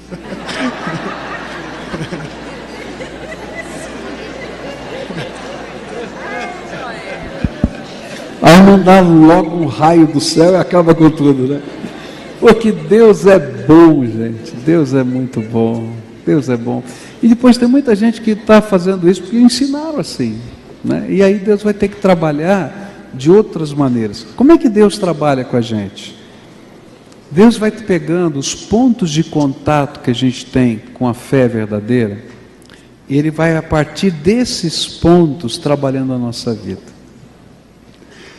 Esse é um ponto de aproximação. Então Ele vai trazendo para perto e vai trabalhando, até que a gente possa ter conhecimento dEle como Senhor da nossa vida. Vamos lá. Boa noite, pastor. Bom, nós temos ouvido falar bastante sobre endividamento, assim como há crentes pobres, há crentes endividados também. Sim. Um tempo atrás eu ouvi de um pastor falando para uma classe de novos membros que se eles tivessem dívidas, pessoas cobrando na porta da casa deles, então em função de testemunho eles não deveriam inicialmente dar esse dízimo. Isso é lícito? Dá para dispensar o dízimo por um tempo até que a pessoa resolva a sua vida e depois ela volte? Como é que a gente pode, de modo prático, até dizer na célula, se alguém perguntar isso para a gente? Tá. O que eu explico normalmente é o seguinte: a gente começa praticando o que a gente entende e crê. Então, eu tenho uma posição um pouquinho diferente, tá? Por quê? Eu digo o seguinte: se existe uma bênção de Deus prometida, que Ele vai multiplicar a minha vida, se aquele dinheiro não é meu, isso é uma outra questão, de como eu encaro essa realidade. O dízimo é meu e eu estou dando, eu estou devolvendo, tá? Eu vou aumentar minha dívida com Deus e como é que eu vou fazer esse negócio? Está entendendo? Então eu costumo dizer, começa a praticar a palavra de Deus e a viver a palavra de Deus naquilo que você tem condição de praticar, e viva essa palavra. E Deus vai te dar graça para você crescer e trabalhar os processos da sua vida. Eu aprendi a dar o dízimo, já falei isso no culto, com a minha mãe. E eu aprendi no pior momento. Se eu fosse praticar isso que estava sendo dito, eu nunca seria dizimista. Porque da noite para o dia a gente tinha que viver com 30% do salário do meu pai. Mas o aluguel da casa era o mesmo, a água era a mesma, a luz era a mesma, a despesa de alimentação tinha diminuído uma boca, mas o resto era o mesmo, né? Então eram 5 pessoas, 4 filhos, mais a minha mãe, saiu meu pai, que eram 6, então ficou uma boca a menos. Mas o resto era a mesma coisa, só que a gente não tinha 70%, a gente só tinha 30%. E aí quando eu fiz as contas, eu disse, não dá, mãe. E a minha mãe disse, filho, separa aquilo que é de Deus em primeiro lugar. Porque a Bíblia diz, buscai primeiro o reino de Deus e a sua justiça, e todas as outras coisas vos serão acrescentadas. E aí Deus vai nos abençoar. Passamos muita luta, muita dificuldade, tivemos que cortar padrão de vida, tivemos que mexer em um monte de coisa, fiquei com o sapato furado, meus irmãos ficaram com o tênis rasgado. Eu não estou dizendo que caiu do céu, tudo assim, não, houve um processo de a gente reconstruir, mas Deus nos abençoou, e eu consegui estudar, minha irmã conseguiu estudar, meu outro irmão conseguiu estudar, todos formados em universidade, conseguimos pagar tudo, Deus nos abençoou, nunca fomos ricos. Agora, esse passou a ser um valor na minha vida, tá? Porque eu entendo que é isso que a palavra de Deus ensina, a gente começa a viver pela fé as coisas de Deus, e o princípio é assim, essa é a pergunta: se você está endividado, e você é o dono da loja que está com esse investimento, você vai escolher roubar o investidor, ou vai começar a negociar com seus credores? Essa é a questão. Como é que você lida quando você está com conflitos? Quais são os seus valores? Tá? Então, eu entendo assim, eu posso estar enrolado, vou negociar com você, vou trabalhar isso, aquilo, tal, etc., mas eu não vou roubar do caixa da loja para pagar uma dívida. Porque é isso que a Bíblia está dizendo para mim, que eu estou roubando de Deus. Então você vai meter a mão lá, vai desfalcar a tua empresa para poder pagar uma dívida tua? É isso que a gente está pensando em termos bíblicos, é exatamente isso que está sendo dito.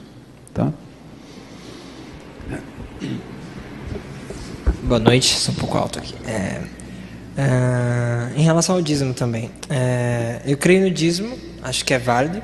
Creio também que tudo é de Deus, a gente não é dono de nada, Deus é dono de tudo. Mas eu tenho uma dúvida em relação ao dízimo, porque todas as referências que eu vejo sobre dízimo na Bíblia são no Antigo Testamento, e sempre num contexto voltado a Israel. E assim, se é algo tão importante como uma doutrina, eu creio que deveria poderia, né, ter sido citado no Novo Testamento, mas não há isso. Sempre quando há sobre dar, fala aquela passagem de Paulo lá, falando para os irmãos contribuírem com alegria, ou então quando as pessoas vendiam suas propriedades e depositavam tudo nos pés dos apóstolos. Não há uma referência direta sobre o dízimo. Como é que a igreja, a PIB, vê isso hoje? Então, vamos pensar um pouquinho. Por exemplo, você não vai ter nenhum mandamento no Novo Testamento sobre não matar. Está lá no Decálogo. Agora, você acha que é do Novo Testamento não matar? Por quê? Porque os princípios do Velho e do Novo Testamento são imutáveis. A doutrina do dízimo, essa é uma boa pergunta. Alguns dizem, a doutrina do dízimo está ligada à legislação mosaica e, por causa disso, ela não vale no Novo Testamento. Mas se você vai ver, a doutrina do dízimo não começa com Moisés, ela começa lá em Gênesis, com o pai da fé, que é Abraão.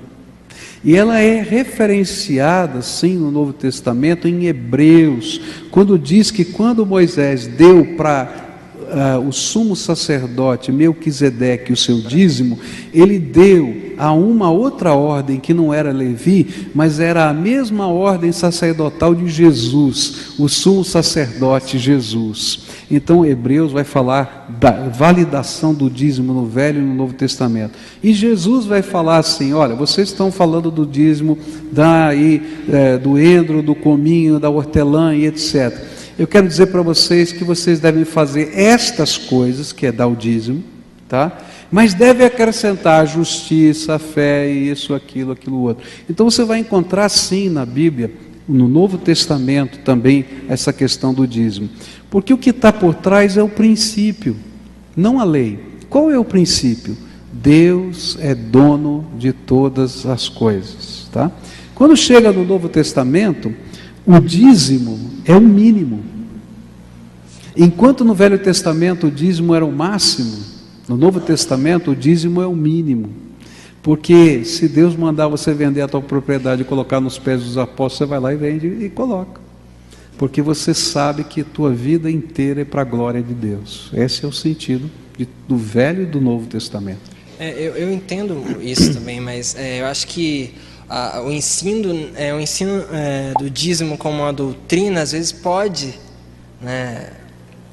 levar a uma motivação errada facilmente, assim, eu acredito. E ainda a falta de explicação por parte de muita gente pode levar as pessoas que não creem até se afastar um pouco, não se aproximar por causa disso. Você tem toda a razão. Agora, isso não invalida a verdade da palavra de Deus, tá? É verdade, tem gente que olha para o dízimo de uma maneira errada e faz e pratica de uma maneira errada. Tem gente que olha do dízimo porque critica o dízimo. Agora, eu não me preocupo tanto com aqueles que criticam o dízimo. Por quê? Porque sempre você vai encontrar aqueles que não querem abrir mão de mamon. Eu nunca vou me esquecer de um médico do hospital que me disse, você é o pastor daquela igreja que está construindo um grande templo. Isso há 20 anos atrás, nem era tão grande o templo ainda, era isso aqui, né? Mas é isso mesmo, tal. Que pena que vocês vão construir com o dinheiro dos pobres. E eu disse, por que com o dinheiro dos pobres? Porque rico não põe dinheiro nessas coisas. Esse homem falou uma verdade. As pessoas mais simples são as mais rápidas para praticar os princípios, porque são livres. Agora, aqueles que têm muito dinheiro, às vezes ficam fazendo conta de quanto vai ser o dízimo e como ele poderia influenciar e administrar o seu dízimo. Por exemplo, existem algumas igrejas no Canadá que têm milhões de dólares, mas não podem fazer nada, porque esses milhões de dólares foram deixados por homens muito ricos do século XIX, e eles colocaram todas as finalidades de como o dinheiro deveria ser gasto. E uma dessas fundações que estão, fundação não, esse dinheiro está no cofre da igreja, mas ele não pode ser usado, se não cumprir essas regras. E uma dessas igrejas que eu conheço, o dinheiro era para cuidar de cavalos abandonados na rua. Não tem mais cavalo abandonado na rua. E se não, a lei diz lá, ela é muito séria, essa era a finalidade. Então, não é abandonado na rua, você não pode fazer nada. Então, e a gente fica pensando, deu, mas nunca entregou o coração. Porque continua querendo gerenciar até depois de morto. Entendeu? Obrigado. Falou, querido. Pastor, eu não sei onde que está na Bíblia, mas eu li esses tempos assim, se uma pessoa está sofrendo, que ela ore. Se está passando por batalha, que ela ore. Se está doente, que apresente aos presbíteros da igreja para que eles orem. Tiago 5. Isso. Essa oração é feita de maneira que peça a cura, ou os presbíteros vão... Tipo, tá entendendo mais ou menos a minha pergunta? É que eu não estou conseguindo explicar, mas eu não entendi muito esse trecho, porque você acabou de me explicar que quando Jesus levou as enfermidades é no sentido do último item, que é a morte.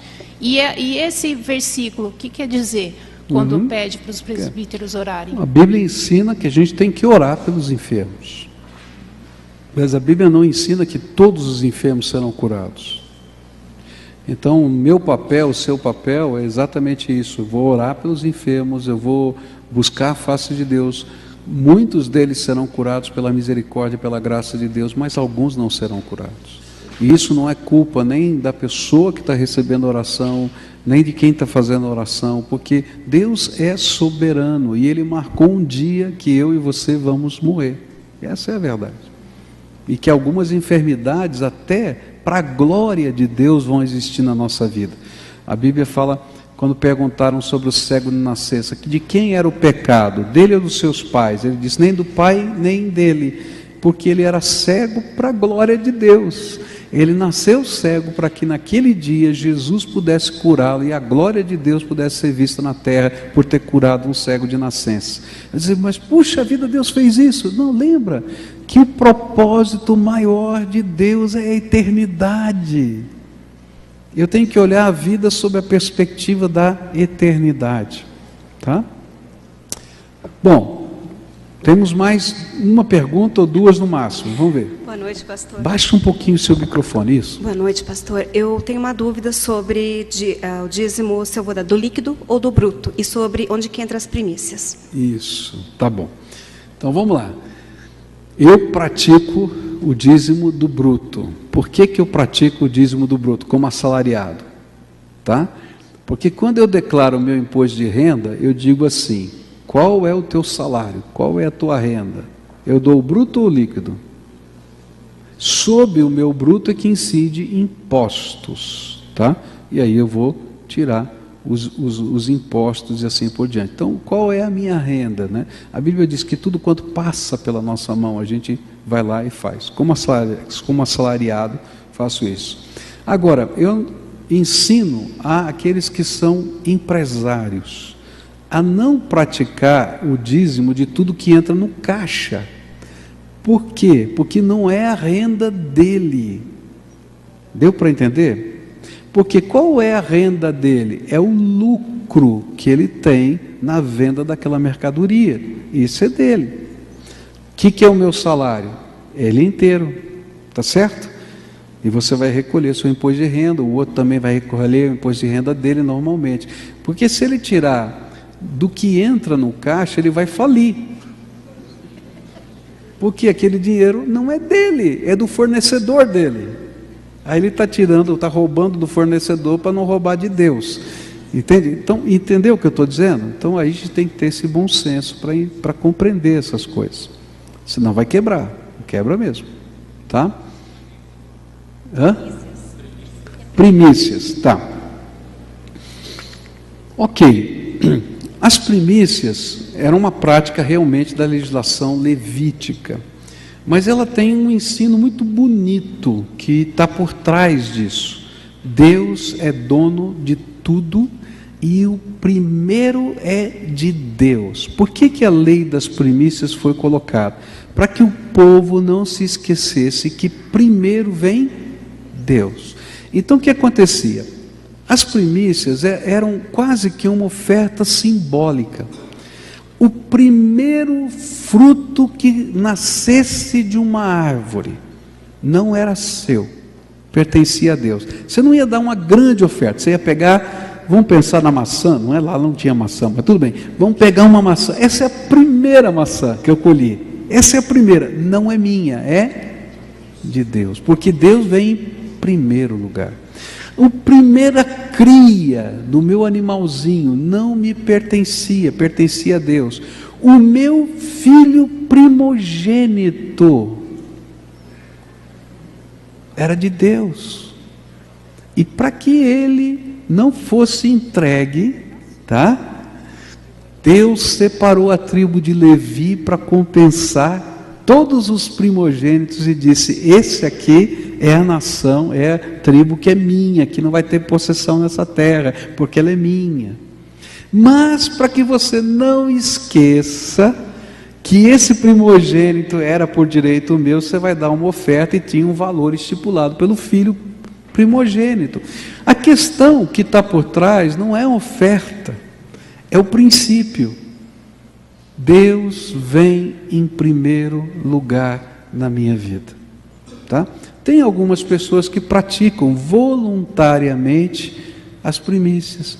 Então eu tenho, por exemplo, um irmão já idoso aqui da igreja, que tem um pé de caqui na sua casa.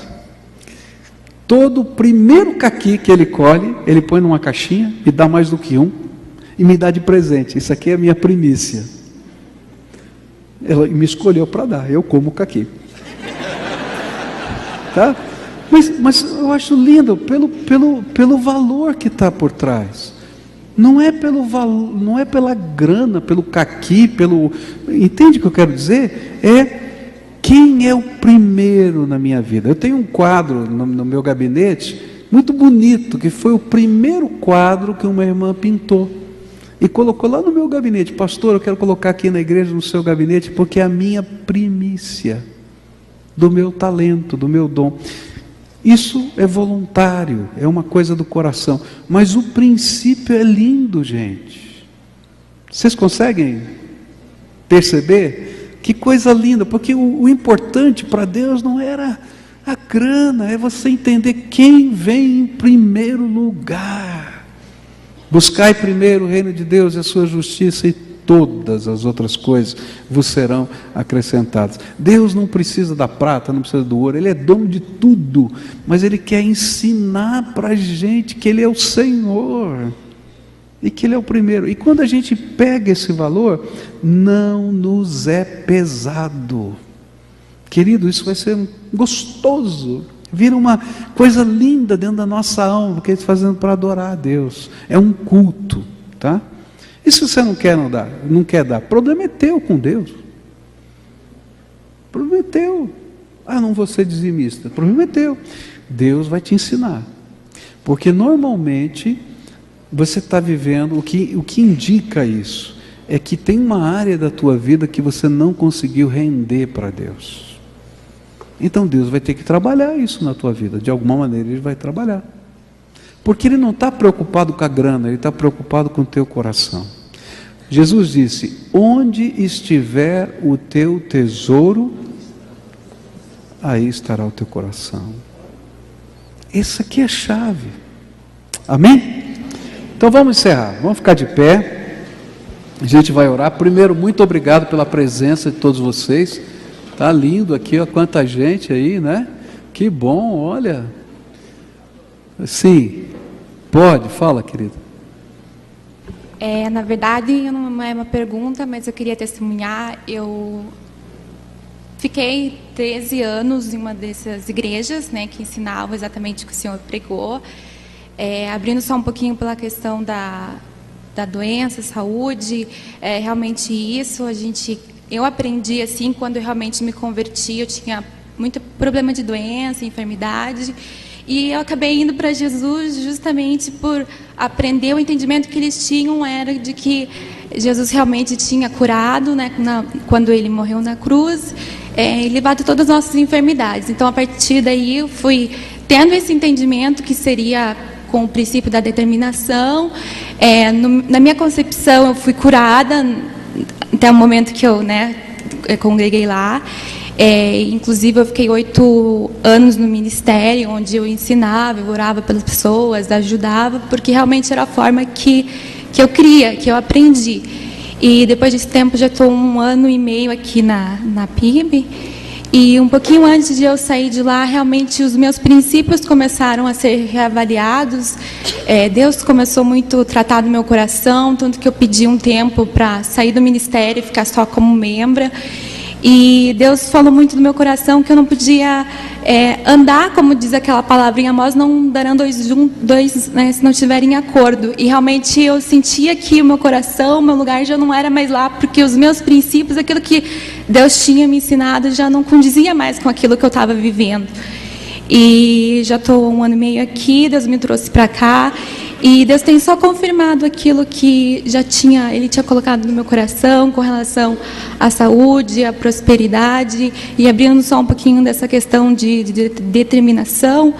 Ela aprendi não assim exige de Deus, mas realmente a gente determinava e cria.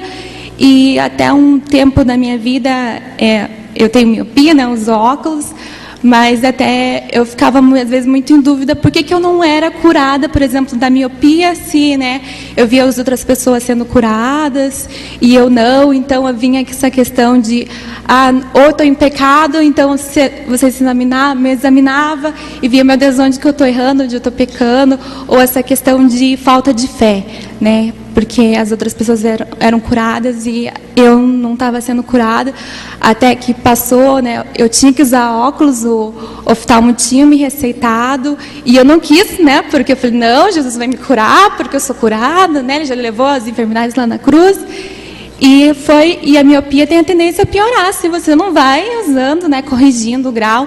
Então, eu fiquei 6 anos sem usar óculos, e depois desse tempo, quando eu já estava na faculdade, eu vi que não dava mais, né? Já estava tudo embaçado, ia prejudicar meus estudos, enfim. Então fui lá, fiz, mas sentia, poxa, né? Ficava aquela, não tive fé. Mas até meu oftalmo falou, nossa, mas você não tem dor de cabeça, você não tem nada, já estava bem feia da minha visão. Mas hoje eu entendo que realmente Deus, Ele é soberano, né? Eu sou grata a Deus, porque lá é onde eu me converti, né? Não tenho assim nenhum ressentimento nem nada, muito pelo contrário.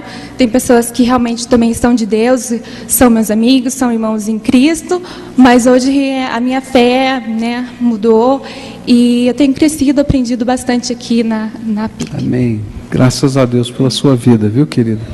E tem muita gente boa mesmo, convertida, séria, tá? Por isso que eu comecei falando que eu não vim aqui criticar A ou B, e creio que Deus está usando várias coisas. Agora, é obrigação nossa estudar a palavra, né? E ver todo o conjunto da palavra. E na medida que vai tendo discernimento, entender os verdadeiros valores da palavra. Agora, eu creio piamente que Jesus ouve oração, que Ele cura, que Ele transforma, que Ele faz milagre, que Ele coisa tremenda da graça de Deus. Creio que a fé faz parte integrante da nossa vida, mas creio que Ele é soberano sobre todas as coisas. Amém? Querido Senhor, nós te agradecemos por esse tempo e eu te agradeço pela presença tão grande de tantos irmãos aqui conosco que vão poder multiplicar o ensino da Tua Palavra. E nós te pedimos que o Senhor pegue as imperfeições daquilo que nós falamos, porque todos nós temos defeitos, eu tenho os meus, e que o Senhor acrescente graça na vida de cada um, para que possa ainda estudar mais profundamente a Tua Palavra, e possa ter convicções, graça na vida de cada um, para que possa ainda estudar mais profundamente a Tua Palavra, e que, Senhor, possa ter convicções. Não estejamos aqui a condenar A ou B, mas a buscar viver com seriedade os valores do Senhor na nossa vida. Obrigado, Pai, porque o Senhor tem sido nosso refúgio e fortaleza. Tu tens sido o nosso socorro presente. E aprendemos, Senhor, dia a dia, que posso todas as coisas naquele que me fortalece. É em nome de Jesus que oramos. Amém e amém. Que Deus abençoe.